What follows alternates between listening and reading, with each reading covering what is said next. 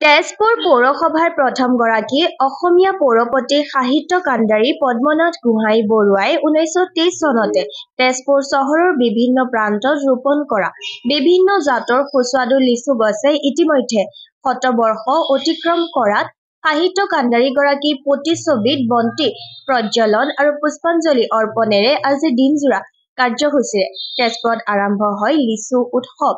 2025।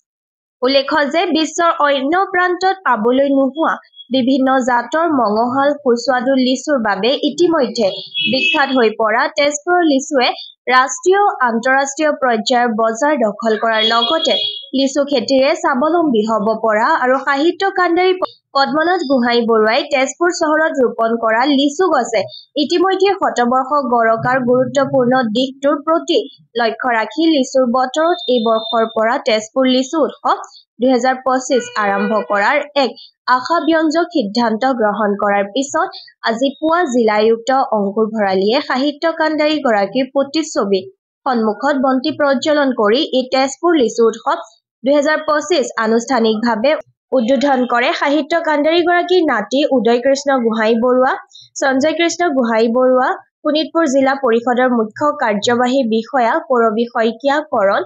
অতিৰিক্ত জিলা আয়ুক্ত কবিতা কাকতি কোঁৱৰ, শোণিতপুৰ জিলা সাহিত্য সভাৰ প্ৰাক্তন সভাপতি তথা বিশিষ্ট ঔপন্যাসিক ডক্টৰ ভূপেন শইকীয়া, তেজপুৰ বিশ্ববিদ্যালয়ৰ অধ্যাপক তথা ইণ্টেলেকচুৱেল প্ৰপাৰ্টি ৰাইট চেলৰ অধ্যক্ষ, GI টেগ কমিটিৰ সদস্য ডক্টৰ প্ৰতিম দেৱ আদিয়ে শ্ৰদ্ধাঞ্জলি জ্ঞাপন কৰাৰ পিছত আৰম্ভ হয় উদ্বোধনী সভা। তেজপুৰ গণেশঘাটৰ ভাৰতীয় ৰেড ক্ৰছ ছ'চাইটি শোণিতপুৰ জিলা শাখাৰ কাৰ্যালয় প্ৰাংগণত অনুষ্ঠিত হোৱা এই তেজপুৰ লিচু উৎসৱ উদ্বোধনী সভাত জিলা আয়ুক্ত অংকুৰ ভৰালীয়ে উদ্বোধনী ভাষণ প্ৰদান কৰি অনাগত সময়ত তেজপুৰৰ লিচুৰ সম্প্ৰসাৰণৰ লগতে অধিক উৎপাদনৰ জিলা প্ৰশাসনৰ পদক্ষেপৰ প্ৰসংগত এইদৰে কয়।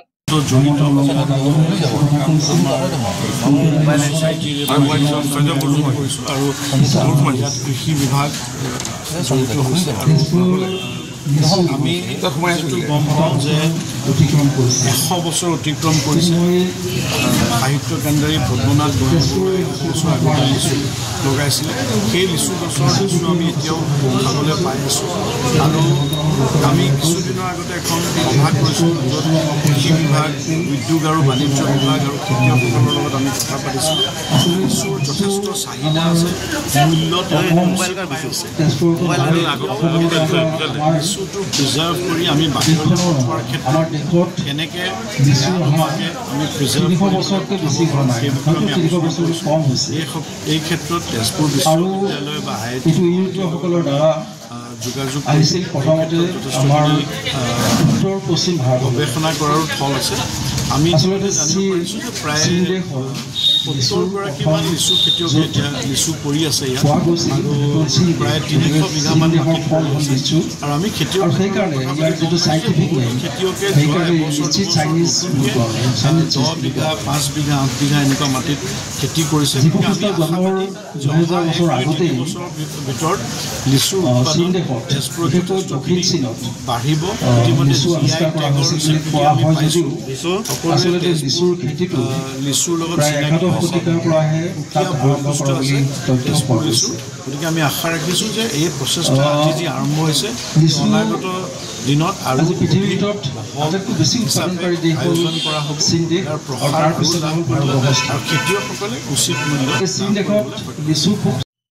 উদযাপন সমিতিৰ কাৰ্যকৰী সভাপতি পংকজ বৰুৱাই আধৰা আৰু আয়োজক সমিতিৰ সৈতে বিশিষ্ট উদ্যোগপতি হেমন্ত লহকৰে আদৰণি ভাষণ প্ৰদান কৰা উদ্বোধনী সভাখনত সাহিত্য কাণ্ডাৰীগৰাকীয়ে তেজপুৰত ৰোপণ কৰা লিচুৰ শতবৰ্ষৰ ইতিহাস এনেদৰে সদৰি কৰে। ইতিমধ্যে আদৰণি ভাষণত বিশিষ্ট ব্যৱসায়ী হেমন্ত লহকৰ ডাঙৰীয়াই কিছু কথা কৈছে। উদ্বোধনী ভাষণত আমাৰ জিলা আয়ুক্ত ডাঙৰীয়াই কিছু কথা কৈছে। তেজপুৰৰ লিচু 100টা বছৰ অতিক্ৰম কৰিছে, কিন্তু মই